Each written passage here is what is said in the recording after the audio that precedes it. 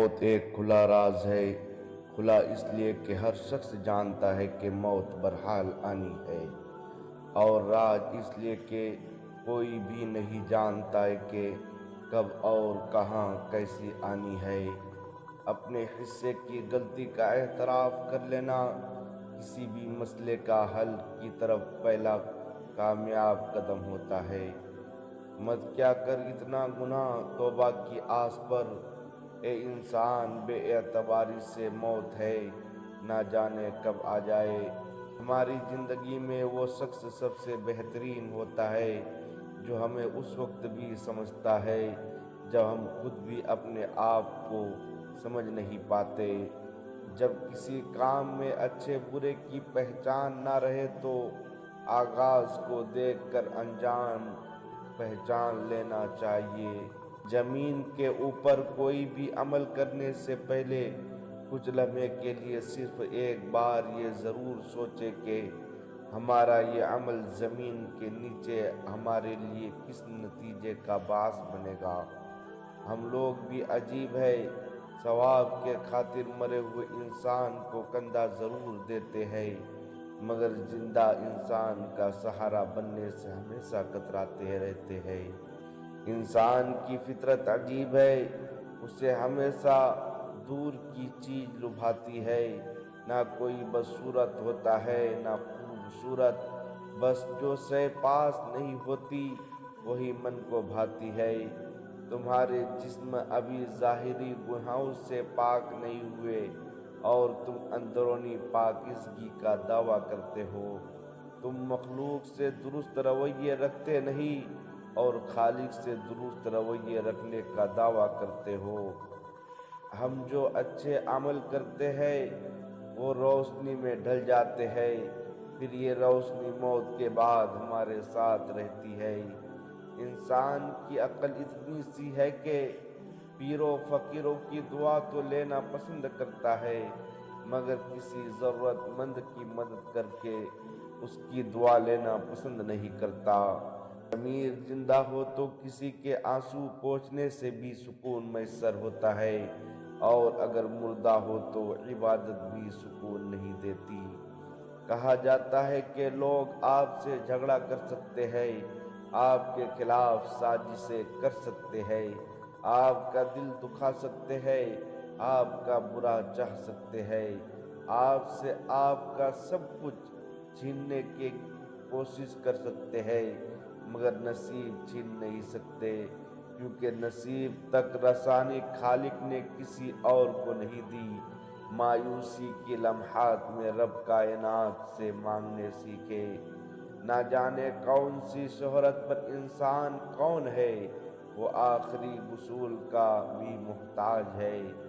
میں نے رشتوں کو خود سے دور جاتے دیکھا ہے، میں نے دوستوں کو منہ موڑتے دیکھا ہے، میں نے جان چھڑانے والوں کی رویے بدلتے دیکھے ہیں، میں نے ایک ذات کو اپنی بہت قریب محسوس کیا ہے، اور بے شک اس ذات نے مجھے کبھی اکیلا نہیں چھوڑا، اور وہ ذات رب کریم کی ہے۔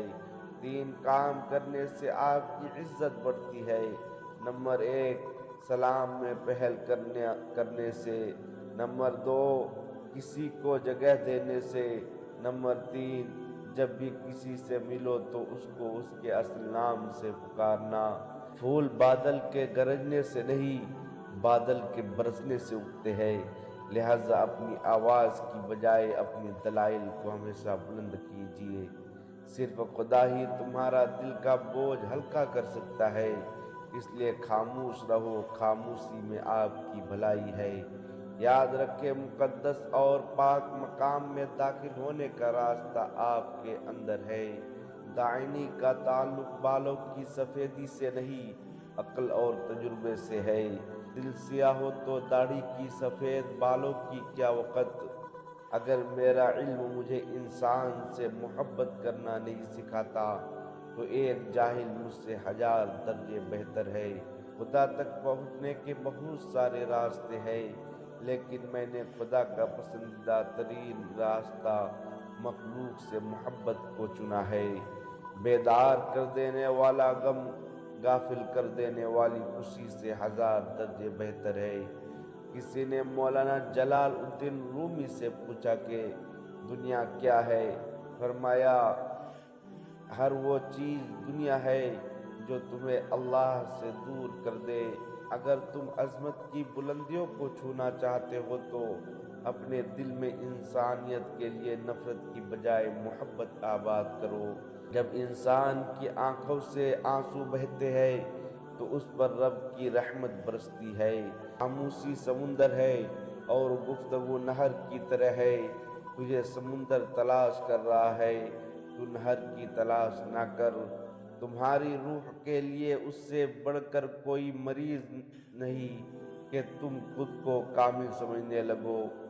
غم سے خالی ہو جاؤ تو اس کے بارے میں سوچو جس نے خیال کی تخلیق کی ہے۔ انسان تبھی اللہ کی طرف رجوع کرتا ہے جب وہ دنیا میں اپنا ہر ہنر آزما لیتا ہے۔ دوستی کی کشتی میں پہلا سراغ شک کا ہوتا ہے۔ اگر کامیابی حاصل کرنا چاہتے ہو تو دو کام مسلسل کرتے رہو، ایک محنت اور دوسری عبادت۔ زندگی کو ہمیشہ امانت سمجھو کیونکہ یہ عنقریب چلی جائے گی۔ برا وہ شخص ہوتا ہے جو بے ادب ہو، کیونکہ ادب میں نیکیاں ہی نیکیاں ہے۔ اگر کسی دین سے تمہیں رہنمائی حاصل ہو سکتی ہے تو وہ صرف دین اسلام ہے۔ خدمت خلق صرف خدا کی رضا کے لیے کرو، خلقت کے قبول کرنے سے تمہیں کچھ نہیں ملے گا۔ شمع بن کے دعوے سے پروان بن جانا زیادہ باعث فخر ہوگا۔ اگر تو بیکار پتھر ہے تو کسی صاحب علم کے پاس جا گوہر بن جائے گا۔ موت کا ذائقہ سب نے چکھنا ہے مگر زندگی کا ذائقہ کسی کسی کو نصیب ہوتا ہے۔ عقل کو خواہش پر فضیلت حاصل ہے کیونکہ عقل زمانے کو تمہارے ہاتھوں میں دے دیتی ہے جبکہ خواہش تمہیں زمانے کا غلام بنا دیتی ہے۔